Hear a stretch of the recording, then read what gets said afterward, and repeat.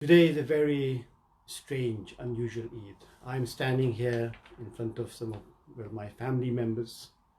We've just offered the 2 rakah Eid prayer. Some of you may not have been able to do that in your own homes, or maybe have not done it yet, but you can do it later today. 2 rakah, which is a wajib or recommended Eid prayer, which you can do at home with extra takbirat, and you can find many YouTube small clips to guide you how to perform your prayer. So if you've not done it, please do that. This is the customary Eid Khutbah, which I'm doing virtual and live, but I've got some audience here as well, which was the practice of Rasulullah ﷺ to do the Khutbah on the Eid day after the Salah, not before the Salah. And I'll make a very short reminder here for myself, for my family members here, and for all of you who are listening to this live stream on the Facebook, inshallah. First of all, as I said, it is a very strange time, testing time for humanity. We are not sure where the world is going. This Covid-19 coronavirus is perhaps the biggest crisis humanity has faced in our lifetime, and perhaps even in this century. Considering the amount of level of injustice around the world, the level of ghafla and forgetfulness, and the level of corruption, the number of and the oppression, one would, when one reads the Quran, would be right to perhaps think that this is some kind of Allah subhanahu wa ta'ala's reminder to us, if not punishment, that we are where we are. But the same Quran, which made this blessed month of Ramadan so special, the same Quran remains a light. It says this is Nur, it is Shifa, it is Hidayah till the Day of Judgment. So whatever the time you're in, we always have hope, because Quran is there till Day of Judgment, and its promise is true till Day of Judgment. And alhamdulillah, it was quite timely that Ramadan came at this critical time, though we missed the Taraweeh, we missed getting together.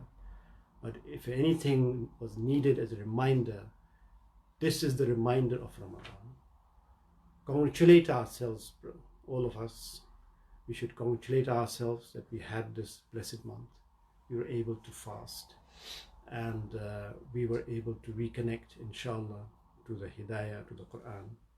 Because what fasting does in this month, the objective of fasting is to develop the quality we need to live by the Quran. Because Allah subhanahu wa ta'ala made it very clear that fasting has been prescribed for you, لَعَلَّكُمْ تَتَّقُونَ, so that you may become God conscious. There's no other purpose and reason. And God consciousness is that quality that is required to benefit from guidance. Because right at the beginning, what he said, هُدًى لِلْمُتَّقِينَ, it is guidance for the muttaqeen, the one who have God consciousness. So therefore you can see how it is so beautifully designed, divine design, that when the month in which Quran is sent, we are told to fast to develop the quality of taqwa. But Allah subhanahu wa ta'ala says in that verse on fasting that He does not wish difficulty for us, He only wishes ease for us. يُرِيدُ اللَّهُ بِكُمُ الْيُسْرَ, He wishes ease for us. And you would ask, well, fasting was, of course, and I know how we all long fast and find it difficult at times. Fasting seems a very strenuous exercise. We must thank Allah that He enabled us to fast. So what's the point of this thing, this ease in it? You see, some of the young people here, they know that, if you want to excel in sport, you want to do a marathon, you want to climb Mount Everest, what do you have to do to make that task easy? That's a task. You have to climb Mount Everest or do a marathon, London Marathon you commit to. What you have to do a whole year before that. Everybody would tell you to make that task possible and easy, one has to train the whole year. Only then one will have the strength to be able to do this exercise. So in this exactly same way, fasting, when Allah says He wants to make things easy for us, He wants to make our life easy for us. He wants to make it easy for us to become obedient. And to do that, he has prescribed fasting. And that's why he mentions this here. It's very simple and clear, because fasting enabled us to develop God consciousness, control over our natural instincts, which sometimes want to take us away and break the rules and laws as Allah subhanahu wa ta'ala has set for us, to commit excesses, to fall into greed, to fall into lust and temptations. That what fasting does, it develops that quality to follow the path that will not lead us to some kind of destruction in this life and the life to come.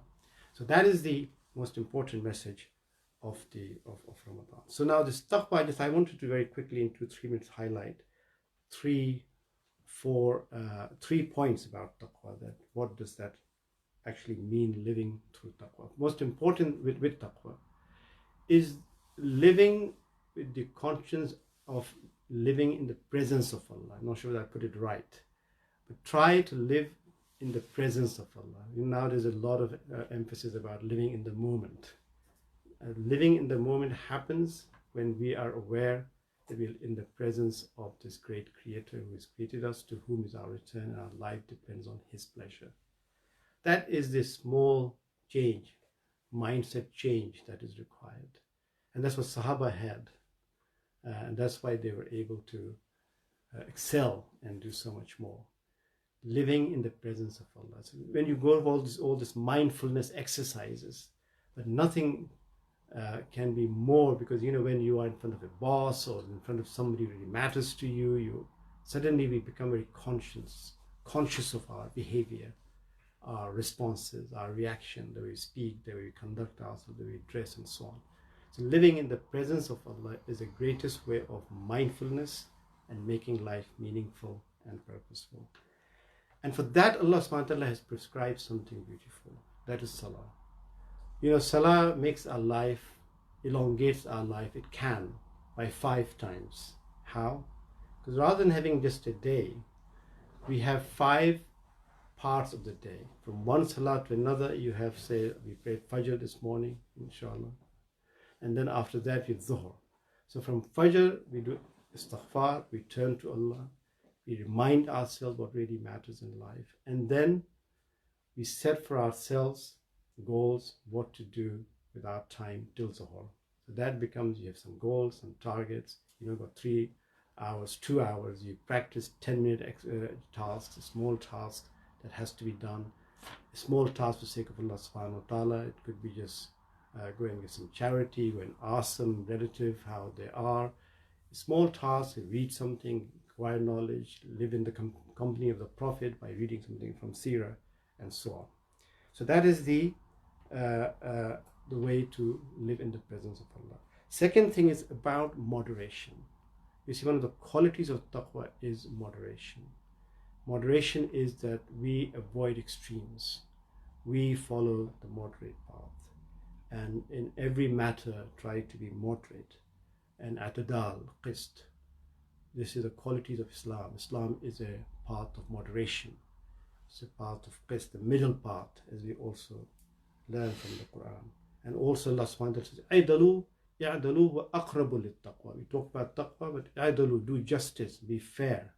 Fairness is that middle path, is a just path. And third is compassion. Greatest quality of Allah is He's compassionate, and He wants us to be compassionate.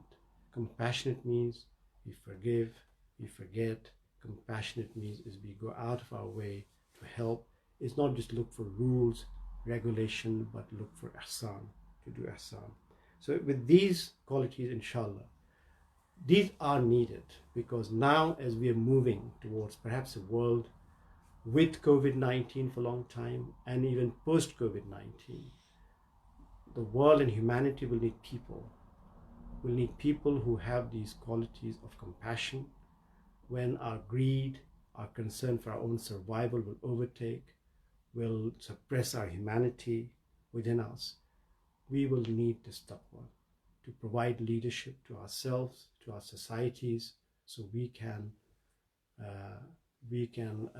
grow from and learn from this crisis, inshallah.